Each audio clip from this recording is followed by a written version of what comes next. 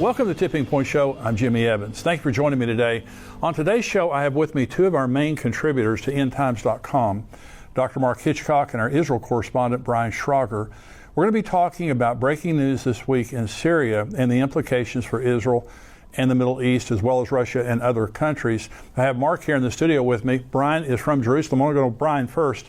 Brian, tell us what's happening related to Syria there in Jerusalem. Well, there's cautious optimism or optimistic caution, however you want to phrase it.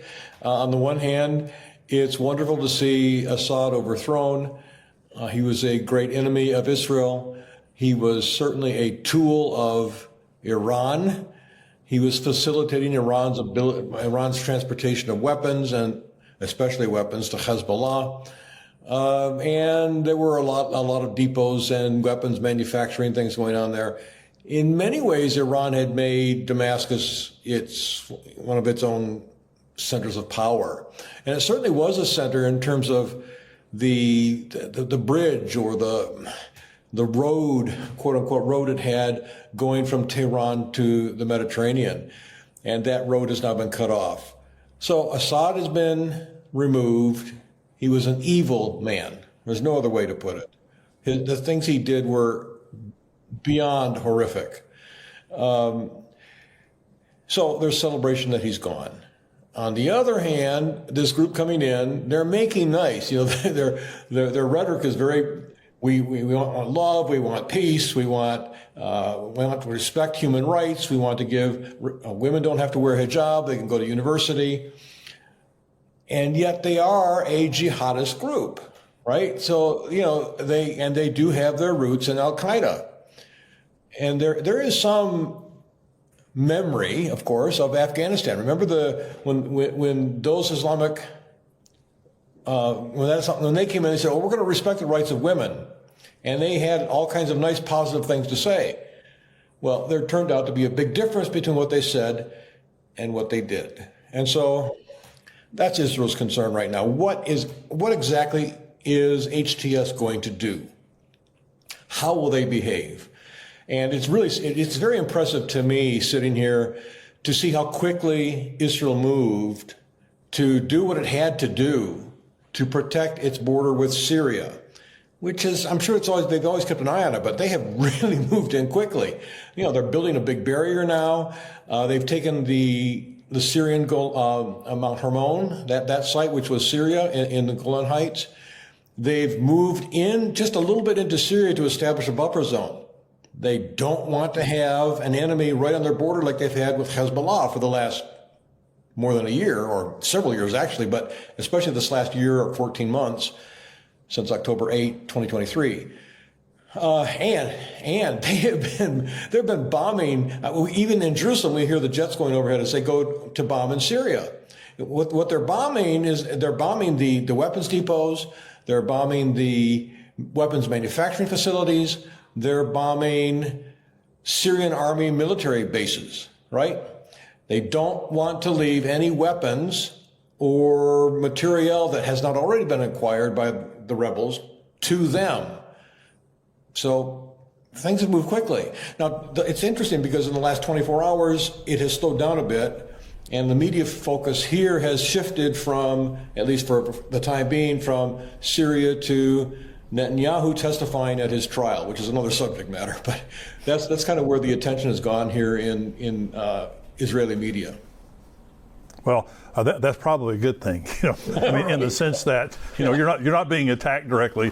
So, Mark, thank you for joining me today. Yeah, great to be here. Well, talk about the prophetic implications, because Syria, now they're not specifically mentioned in the Gog and Magog war, right? And they're one of the countries that would accompany Gog and Magog. You think?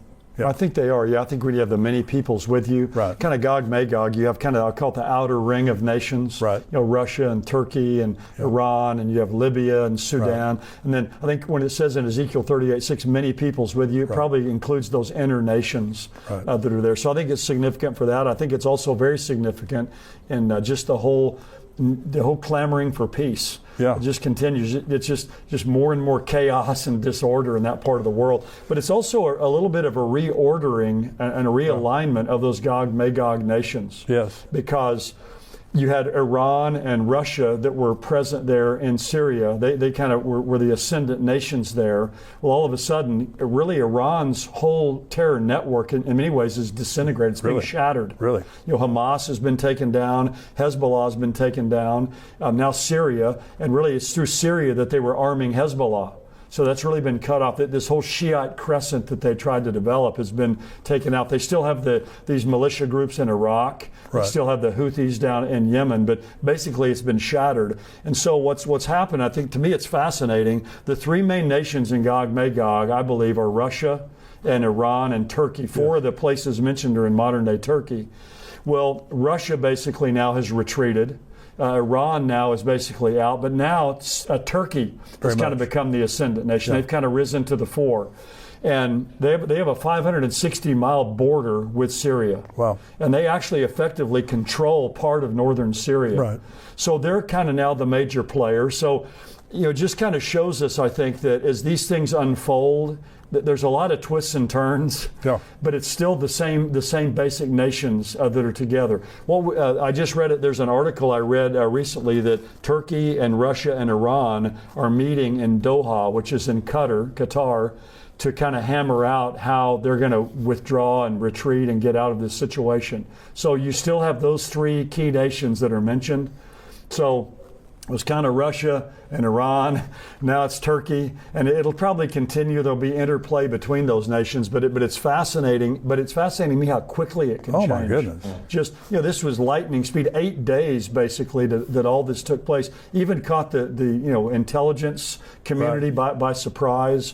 But I do think it has prophetic implications in those ways. I'm going to talk about in my program on Thursday about the Isaiah 17, the Damascus. Yes. I take a little bit different view on that than some people do. So I'm going to talk about that in light of these events that are happening. So I'll save that for then. Good. Well, your show's great. Brian always does a great job. So right now what's happening, let's talk about Russia for just a minute. Now, I'm just shocked. President Biden has released over $100 billion to Iran. Mm-hmm. Trump broke them. They were on the verge of bankruptcy when Biden became president. He's released over $100 billion to them, and it's just amazing to me how fragile they are. Mm-hmm. Now, they're enriching uranium right now. They have openly stated they're enriching uranium. I read an article this morning, I think you've stated this before. It is believed, and Brian, I want you to speak into this, it's believed that they probably have enough nuclear material for at least one nuclear warhead. Is that correct, Brian? Actually, a report came out just yesterday from Israel Defense, a publication called Israel Defense.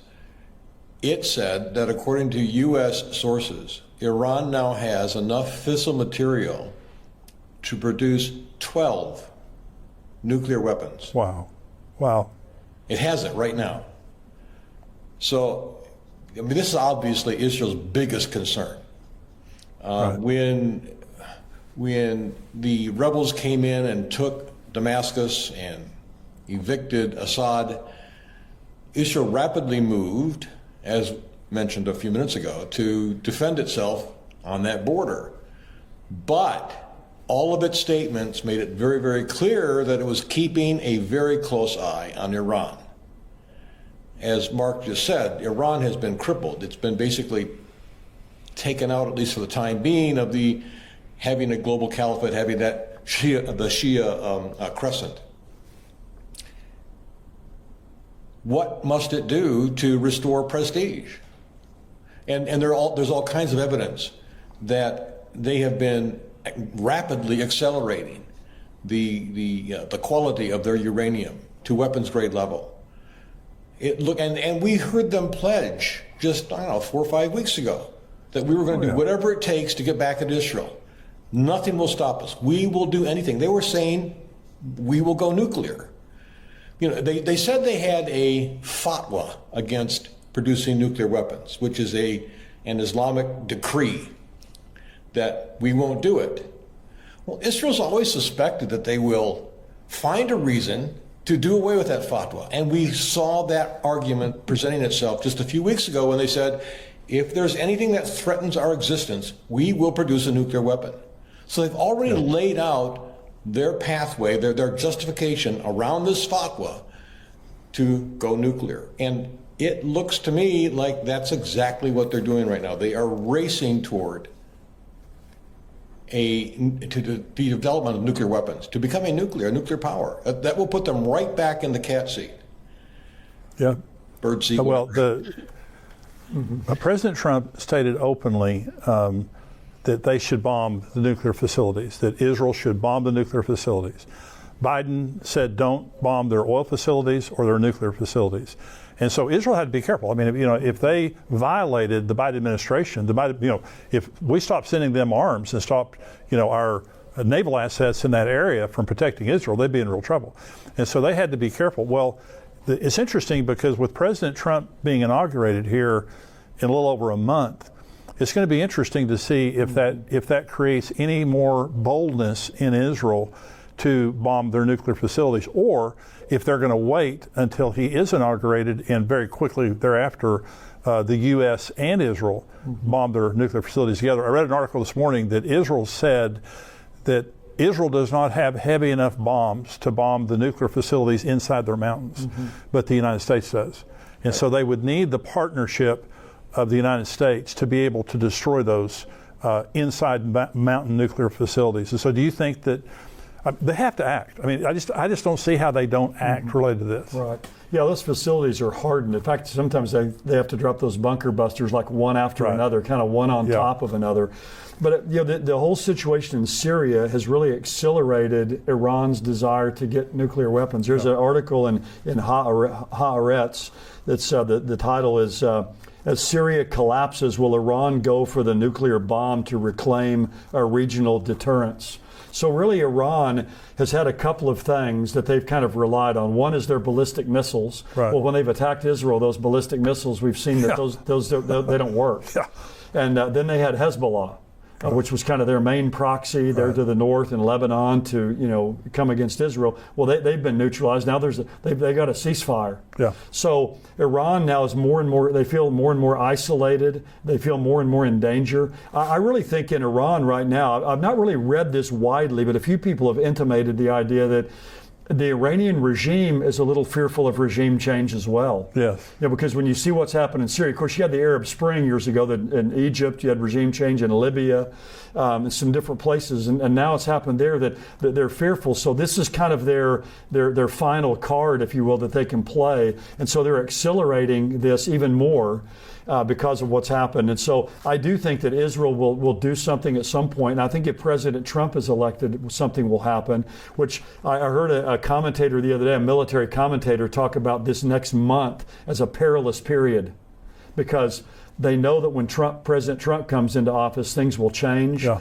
So they've got this window of time, Iran does, when they may try to do everything that they can do to create havoc or to move forward on their nuclear plans or whatever. So I think it's a very interesting window of time right now. Yeah, it really is. I want to talk about Russia for just a minute. I've got an article here. This is from the Wall Street Journal, and it says, retreat of Syrian forces threatens Saigon moment for Russia. Let me read just a little bit of this. It says, a fast advancing rebel offensive in Syria threatens to dislodge Russia from a strategic linchpin that Moscow has used for a decade to project power in the Middle East, in the Mediterranean, and into the African continent. It also challenges Russian President Vladimir Putin's efforts to portray Moscow as a flag bearer for an alternative global order to rival Western liberalism, and his defense of the Syrian regime as evidence of a successful pushback against American dominance in the region. So now, Brian, Russia has bases, Air Force bases there in Syria, right? They do, and they've got a big port on the Mediterranean there as well. You think this threatens that, the regime change? They certainly think so. I mean, they moved one of their major ships that is used to transport goods in and out off the coast a few days ago, just before Assad was evicted. So, and they've moved out. They're not there right now. Now, that doesn't mean they're gone forever. They may very well come back. There will be a lot of negotiations going on in the next days, weeks with the HTS group that's now taken over. So, yeah, Russia it's one reason that they were able to move in, because Russia was not able to effectively protect Assad. He had basically three. Hezbollah, which was taken out of the equation by Israel. Russia, which was taken out of the equation by its own war in Ukraine, and to some degree Iran, although there were mixed feelings there. But they all disappeared, and that's what allowed this takeover to happen. So Russia's not out of the game, but it is right now distracted and weakened by what's happening in Ukraine. Well, the regime change is Muslim. They're Sunnis. And there's a natural enmity between the Sunnis and the Shias, and of course Iran the Shia. Right. And so they don't get along.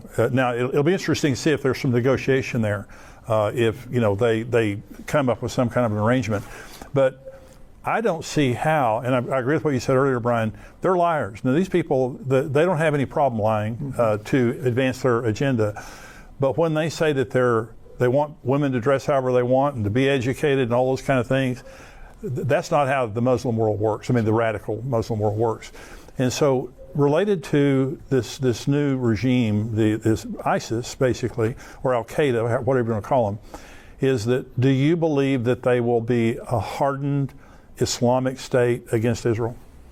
Well, they've been fighting ISIS. This group, HTS, has been fighting against ISIS. They broke away from Al-Qaeda in like 2017.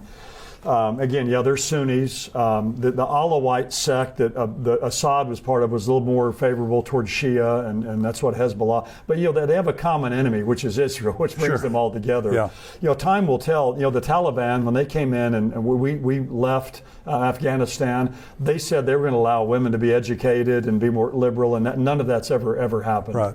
So what you've said, that they lie about this. They're going to try to do all they can, probably while they're trying to kind of let things settle down there to curry favor with different nations, and for the U.S. not to hit these chemical sites and all that is hard. But time will tell how much they're going to be. But they're certainly not going to be. It's not going to be an open society. Yeah. It's nothing compared to a Western country, but it could be less hardline than other places. You were talking earlier about Russia's bases there. I read several articles. Evidently Assad is in Moscow. That's where he fled to Moscow, but that they made some arrangement with him before he left. The Russians did, got some kind of assurances with him about their bases. Now, I don't know really how that works because he's not there now, but they received something evidently that satisfied them, and so they allowed him to seek refuge in Moscow, which I think is interesting. It again shows how intertwined they are. Yeah, there's so many factions, Brian, within Syria, because I read this morning there's still 900 American troops with the Kurds in northeastern Syria, and then you have a very pro-Turkish sect or region just south of Turkey there in northern Syria. So it could be that one of those sects has some kind of control over those military bases or whatever. So Brian, you have an article I think that you were going to read there. Well, there are a couple articles. One was that was especially interesting is that it was, as a question was posed in the title, is Turkey set to become the new regional power instead of Iran?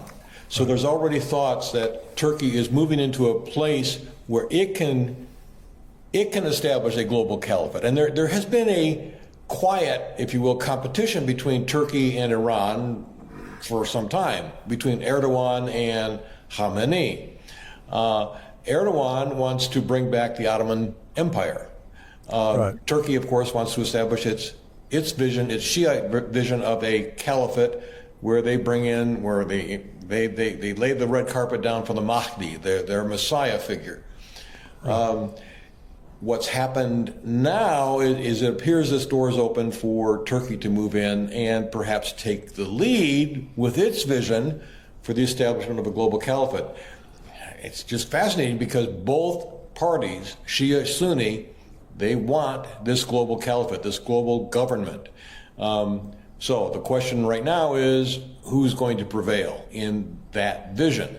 The Shia vision by Iran or the Sunni vision by Erdogan? So the question is out there. Will Turkey come in? As far as the rapid change, one article I have said that Iran is now a cornered rat, and that kind of goes to the argument that they may very well be racing toward the development of a nuclear weapon or weapons. And another, I thought, especially poignant sentence in an article by Eric Mandel, who I interviewed 3 or 4 weeks ago. He said, what does he say? He said that things have happened so quickly. The lesson is that those who think they know what's coming next in Syria and frankly anywhere in the region are fooling themselves. Things happen very, very quickly. And that to me is the big lesson. Brian, for your sake and all the people in Israel, I pray that you do have a period of time, the hostages are released, and that there is peace in Israel, so that you guys can heal and recover from that. Amen. And I encourage everyone watching, please continue to intercede on Israel's behalf. Pray for the peace of Jerusalem. Pray for the hostages. Pray for Israel's security. As these enemies are being defeated, Hamas, Hezbollah, Syria, there are more enemies out there, and the threats, sadly, don't disappear. If anything, in some ways they increase, especially if Iran, for instance, is going nuclear. So yes, please continue to pray. Thank you. Brian, thank you for joining me. Mark, thank you for joining me today. Yeah. It's been great having you guys with me. And thank you for joining me today on the Tipping Point Show. We're really glad that you're here. If you're not a subscriber to endtimes.com, go there right now, endtimes.com. Become a subscriber for $7 a month. We'd love to have you be a part of our community. Also, you can go to endtimes.com. You can donate. There's a donate button there. And you can give a one-time gift, or you can also give a recurring gift that comes in every month, or however often you want to give. It's a blessing to us, and it helps us to continue to do what we do and to reach more people. Thank you again for joining me here today. Mark will have a show that's coming on tomorrow, the Marking the End Times, where he's talking about Isaiah 17 and Damascus, and so tune in for that. God bless you. I'll see you next time.